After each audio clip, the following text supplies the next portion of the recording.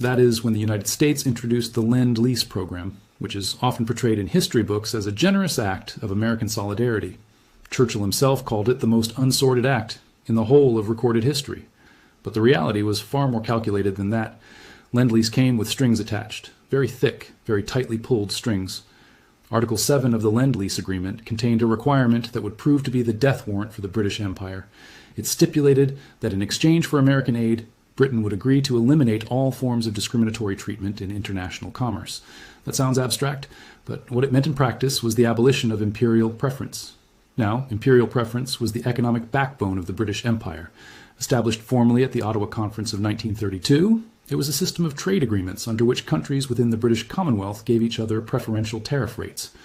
Trade within the empire was cheaper than trade with outsiders.